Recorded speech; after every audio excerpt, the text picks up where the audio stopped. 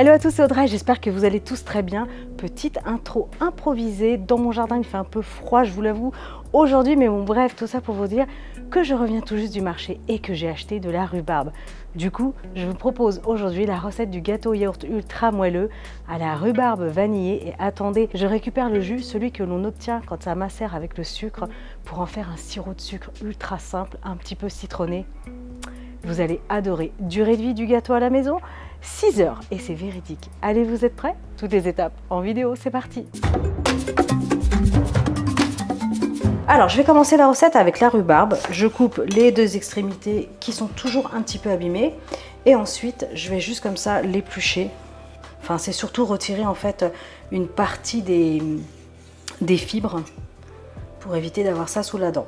Alors, il y a une petite étape un peu longue, mais je vous conseille de la faire. C'est que là, je vais la faire mariner avec du sucre. Et en fait, ça va permettre à la rhubarbe de s'adoucir. Il y aura moins d'acidité dans votre gâteau, tout simplement. Donc après, sachez que vous n'êtes pas obligé. Mais voilà, si vous voulez vraiment garder beaucoup d'acidité de la rhubarbe, bah, tout simplement, vous sautez cette étape-là.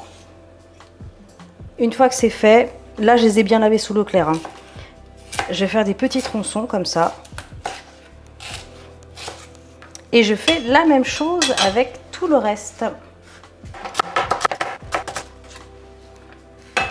Au niveau de la quantité pour la rhubarbe, là j'ai une dizaine de tiges. J'ai donc découpé toute la rhubarbe. Une fois que le sucre aura bien macéré avec la rhubarbe, je mettrai le jus de côté. Donc le sucre, c'est au pif. Mettez 40-50 grammes, allez à peu près si vraiment vous voulez une mesure. J'utilise du sucre blanc, tout simple. Allez, je mélange. Et là, je vais laisser macérer comme ça pour au moins 4 heures. Allez, je vais récupérer donc un grand saladier. Je vais placer un yaourt. Alors moi, il me restait un yaourt à la framboise. De votre côté, vous prenez le yaourt que vous voulez. Franchement, ça n'a aucune importance. Ça peut être nature, coco, yaourt à la grecque. Voilà, vous prenez ce que vous avez à la maison. Donc j'ai le yaourt, j'ajoute ensuite les œufs.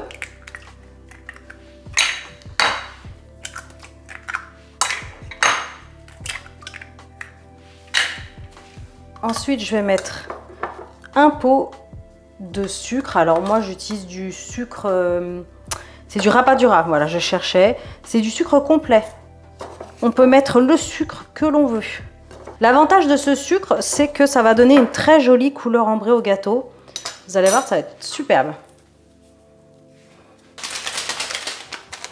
Allez, je vais ajouter la levure chimique. Un gâteau rapide à faire, hein. Franchement, le gâteau au yaourt, c'est la base.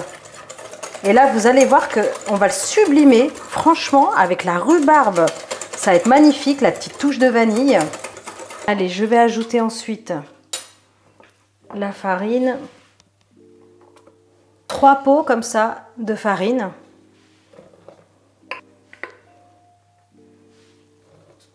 Et de 3. Ensuite, je vais ajouter de l'huile. Donc moi, j'ajoute seulement un quart du pot.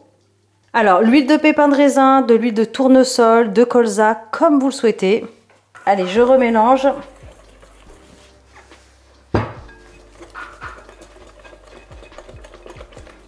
Voilà, donc là, on a une pâte bien lisse, bien homogène, c'est impeccable.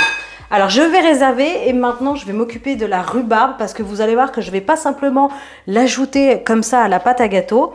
Je vais déjà la faire revenir dans un petit peu de beurre avec de la vanille, ça va être magnifique. Et ensuite, je vais m'équiper d'une poêle. Alors oui, là, j'ai pris mon wok parce que les poêles étaient sales. Voilà, vous savez tout. Alors, regardez. Là, ça fait 4 heures et là, ça a rendu un maximum de jus. Et ça, ne le jetez pas. On va l'utiliser après, à la sortie du four, pour faire un sirop de sucre à la rhubarbe. Ça va être magnifique. Donc, je vais juste égoutter pour récupérer le jus. Et là, je vais plonger mes morceaux de rhubarbe dans le beurre qui va devenir un petit peu noisette. On va le faire mousser, vous allez voir. Donc là, regardez, on a un beurre noisette. On a la couleur, on a l'odeur à la maison là. Oh, ça sent vraiment la noisette. J'ajoute la rhubarbe. Je vais faire revenir sur un feu moyen quelques minutes. J'ajoute la vanille. Là, ça y est, ça commence à se compoter. Ça sent très très bon. Franchement, 3-4 minutes. Là, je vais couper le feu, pas la peine de faire plus.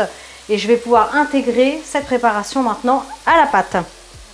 Je vais ajouter la rhubarbe qui a commencé à compoter, mais qui a quand même des petits morceaux.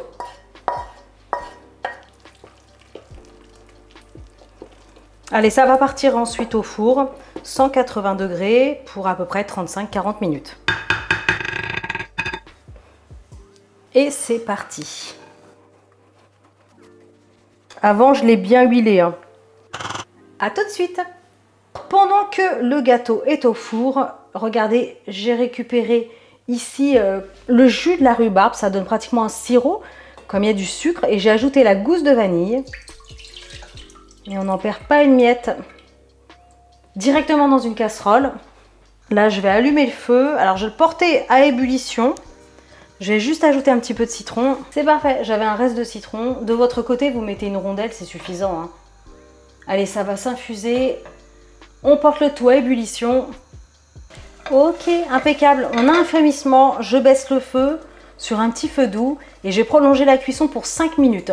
Ensuite, je vais le mettre de côté. Il faudra vraiment qu'il refroidisse complètement. Parce que pour ma part, je vais ajouter le sirop froid sur le gâteau qui sortira du four, qui sera bien chaud. Notre gâteau sent très très bon, il sort du four et c'était assez long, hein. Ça a passé de mon côté exactement 42 minutes finalement. Pour vérifier la cuisson, on plante un couteau, si c'est humide, vous prolongez la cuisson, si ça ressort sec, c'est qu'on est bon. Alors là, le gâteau est bien chaud, le sirop a refroidi, je vous le dis régulièrement, règle d'or, on verse un sirop froid sur un gâteau qui est bien chaud. Ou à l'inverse, si votre gâteau est déjà refroidi, vous réchauffez votre sirop et hop, vous le versez sur le dessus. Donc moi, ça sort du four, donc on y va. Je vais ajouter tout de suite le sirop froid. Alors, petite astuce, avant de verser votre sirop de sucre, hop, j'en perds mon cure-dent. On va faire plein de petits trous comme ça. Ça va en fait aider à imbiber vraiment le gâteau jusqu'au fond du gâteau parce que parfois ça peut rester en surface. Donc des fois je le fais avec une fourchette, mais bon là j'avais un cure-dent. Donc je le fais au cure-dent. Sinon vous savez quoi, j'ai des nouvelles de Scooby-Doo. Parce qu'en fait j'hallucine, mais en fait vous êtes encore très nombreux à passer le bonjour à Scooby-Doo et tout ça. Alors que j'ai déjà déménagé 2 fois depuis l'histoire de ce chien. Et pour vous rappeler la petite anecdote, ce n'est pas mon chien. Donc c'était le chien du voisin qu'on entendait et c'est vrai qu'on l'entendait dans toutes les vidéos et c'était un chien qui était très très beau, un énorme labrador beige et il ne s'appelait pas du tout Scooby-Doo. J'ai appris plus tard qu'il s'appelait Skip. Voilà, mais bon, ça commençait aussi par un S, hein, ils auraient pu l'appeler Scooby-Doo. Donc voilà, mais j'ai des nouvelles du chien, il va très très bien parce que c'est des anciens voisins, on n'est pas très loin et tout ça, donc voilà. Et je voulais vraiment vous remercier parce que c'est hyper chaleureux quand vous me dites bisous à Scooby-Doo, tendresse à Scooby-Doo, caresse, voilà, passe le bonjour à Scooby-Doo, je trouve ça trop mignon. Donc voilà pour la petite anecdote. Allez, c'est l'heure de verser le sirop maintenant. Donc c'est parti, je vais l'ajouter sur le dessus. Il est bien rose, hein, au fur et à mesure.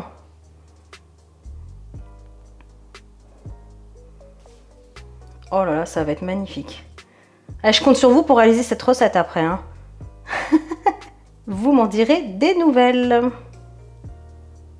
Moi, je vous conseille d'attendre un petit peu, quand même 1 heure, hein, que ça redescende en température, que le gâteau ait le temps surtout de bien imbiber avec le sirop. A tout de suite. Waouh, regardez-moi ce gâteau de folie.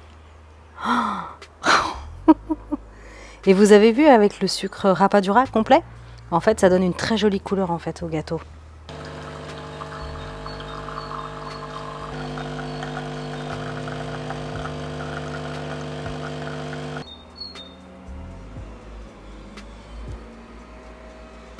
Allez, c'est pas le tout, mais dégustation, vous avez vu, je me suis fait un petit café au lait là, magnifique.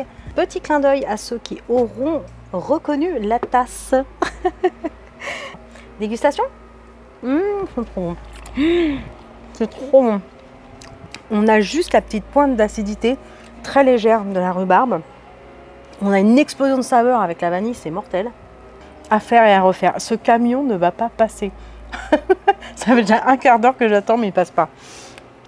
C'est trop magnifique, vous allez adorer. Écoutez, foncez, maintenant c'est au tour de réaliser cette recette. Moi je vous laisse, je vais aller boire mon café, terminer mon gâteau.